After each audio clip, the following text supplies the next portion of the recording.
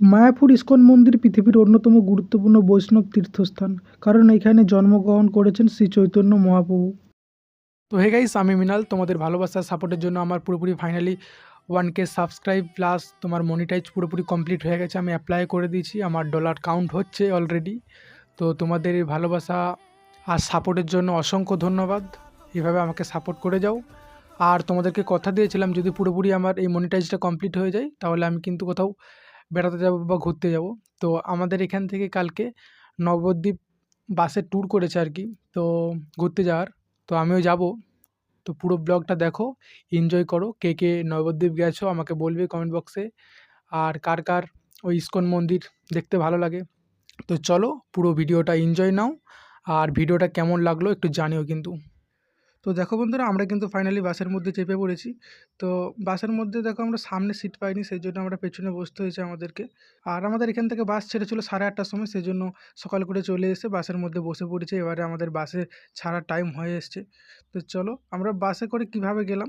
দেখো আমার বাড়ি হচ্ছে বাঁকুড়া জেলা বিষ্ণুপুরের কাছে, তো সেই জন্য বিষ্ণুপুর লোকেশনই দেখাচ্ছে। তো বিষ্ণুপুর হয়ে আরামবাগ হয়ে এদিকে আমরা গেছি, তারকেশ্বর হয়ে ডাইরেক্ট একদম নবদ্বীপে পৌঁছালাম। তো আমরা যখন বাসেতে চেপেছিলাম তখন 8:45 বাজছে, তখন আমাদের বাস ছেড়েছিল। তো এখানে মোটামুটি 3:40-45-এ পৌঁছেছি। তো দেখো এখন কিন্তু চারিদিক অন্ধকার, এখনও পুরোপুরি কিন্তু পরিষ্কার হয়নি, বেশ কিছুক্ষণ কাটানোর পর তো যখন সকাল হয় আমরা কিন্তু বেরিয়ে গেছি। দেখো এখান থেকে ইস্কন মন্দিরটা দেখা যাচ্ছে, কত বড় দেখতে পেয়েছো। আর এদিকে কিন্তু মোটামুটি ভালোই ঠান্ডা পড়েছে, আমাদের ওই তুলনায় কিন্তু এদিকেও ভালো ঠান্ডা পড়েছে। তোমরা যদি গুগলে সার্চ করো দেখবে এই ইস্কন মন্দিরটা পৃথিবীর অন্যতম সুন্দর মন্দিরের মধ্যে একটা। তো দেখো এই মন্দিরটা কত বড়, এখনো পুরোপুরি যদিও এটা কমপ্লিট হয়নি, এখনো কিছুটা বাকি আছে। তো 2026-এ পুরোপুরি কমপ্লিট হয়ে যাবে। তো আমার ভিডিও দেখে যারা যারা যাবে তখন দেখবে মন্দিরটা পুরোপুরি অলরেডি হয়ে যাবে। দেখো গেটের এদিক থেকে ভিতরে প্রবেশ করলাম। তোমরা মন্দিরটা দেখো, সৌন্দর্যটা দেখো। মন্দিরের কিন্তু ঘোরার অনেক জায়গা আছে, চলো এদিকটা আগে ঘুরে দেখাই, তারপরে আমি পুরো চারিদিকটা ঘুরে দেখাবো। প্রথমে এদিক থেকে শুরু করি। তো দেখো রাস্তার দিকে কত দোকানদানি বসে আছে।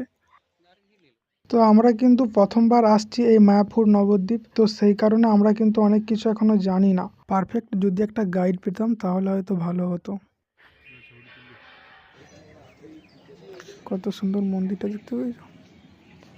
এখানে প্রত্যেকটা মন্দিরই খুব সুন্দর। আমি ভেবেছিলাম প্রত্যেকটা মন্দিরের উপরে উঠে দেখাবো, কিন্তু এখানে একটা কি আছে, এখানে মন্দিরের উপরে উঠতে দেবে না, যদিও উঠতে দেয় সেক্ষেত্রে ভিডিও ক্যামেরা অ্যালাউ নেই। তো কিছু কিছু মন্দিরে উঠতে দেয় আর কিছু কিছু মন্দিরে উঠতে দেয় না। এখান থেকে ভিউটা দেখতে পাচ্ছি অসাধারণ, খুব সুন্দর লাগছে। এই ইস্কন মন্দিরের গুরুত্ব কি জানো? এখানে শ্রী চৈতন্য মহাপ্রভু জন্মগ্রহণ করেছিলেন।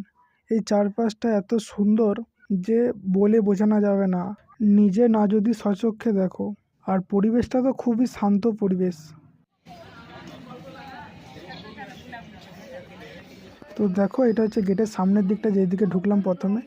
তো ওই দিকে আমি ঘুরে আসতে পারলাম না, কেননা ওই দিকে ঢুকতে দেবে না। তো সেই কারণে আবার এদিকে আসতে হলো, তারপরে এদিকে আবার ভিডিও করে দেখাচ্ছে।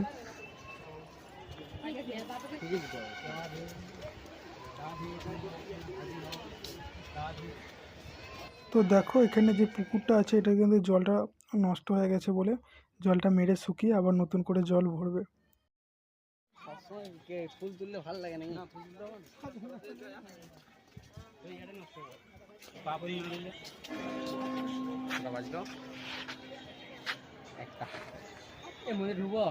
চলো এইদিকে ঢুকতে দেবে না? তো চলো মোবাইল নিয়ে যদি অ্যালাউ করে মন্দিরের ভিতরে ঢুকে দেখাচ্ছি। তো খুবই দুঃখিত বন্ধুরা, মোবাইল নিয়ে অ্যালাউ নেই, তো সেই জন্য ঢুকতে পারলাম না আর কি। 2টো বাজছে, এবারে খাওয়ার টাইম হয়ে গেছে। তো আমাদের এখানে কুপন ছিল ওইদিকে, তো ওইদিকে যাই, যে খাবার খেতে হবে চলো ওখানে গিয়ে দেখাচ্ছি। তো এদিকে দেখো ঠাকুরের প্রসাদ খাওয়ার জন্য কত ভিড় দেখতে পেয়েছো। লাইন দেখো, কত সব যাচ্ছে কত সব আসছে।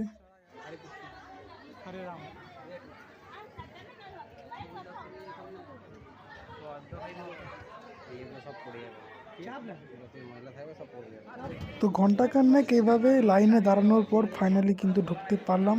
তো দেখো এদিকে সব খাবার দিচ্ছে, সব খাবার খাচ্ছে। তো আমাদেরকে দিয়েছিল, দেখো কি দিয়েছিল, রুটি, ভাত, সবজি, পনিরের তরকারি আর পায়েস।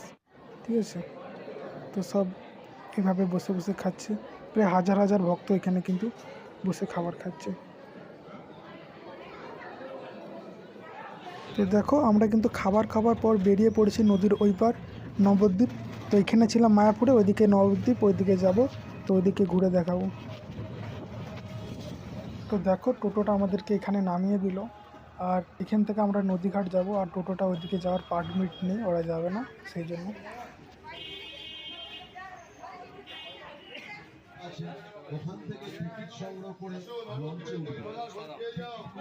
তো নৌকোতে আমরা উঠতে গেলে টিকিট কাটতে হবে, এখানে 10 টাকার বিনিময়ে টিকিট কেটে নাও। তো আমরাও এখানে টিকিট 3টে টিকিট কেটে নিচ্ছি। এখানে সবাইকে টিকিট দিচ্ছে। জনপ্রতি 10 টাকা। যে সমস্ত যাত্রীগণ লঞ্চে যাতায়াত করবে, আপনি নিজেদের ব্যাগ সাবধানে রাখবেন, তাড়াহুড়ো করবেন। লঞ্চ বাঁধার পর আস্তে আস্তে একে একে নামুন।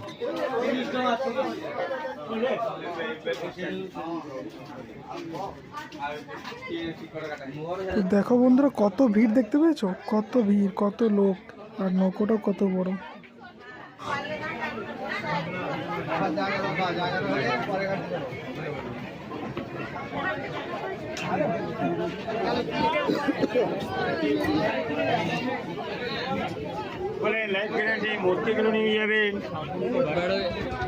তো দেখো এবারে কিন্তু আমাদেরও নৌকোটা কিন্তু স্টার্ট করলো, এবারে ছেড়ে দিয়েছে।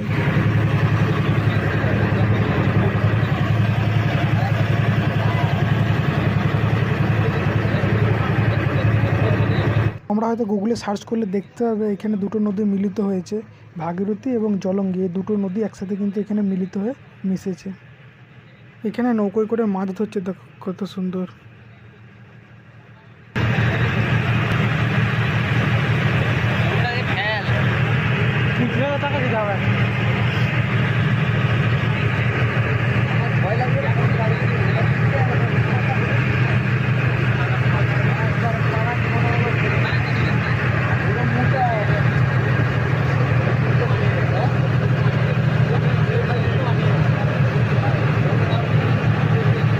তো দেখো ওই দিক থেকে একটা নৌকো আসছে, ওইদিকে যতগুলো সব প্যাসেঞ্জার আছে সবাইকে নিয়ে ওইদিকে আসছে।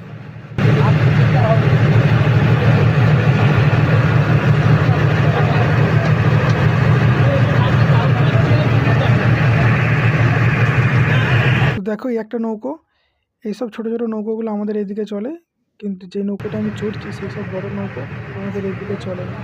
এই যে ছোটো ছোটো নৌকোগুলো কিন্তু সেফটি কম থাকে, আর এই বড়ো নৌকাটা চারদিকটা কিন্তু বানানো, মানে সাইড পড়ে যাওয়ার ভয় নেই।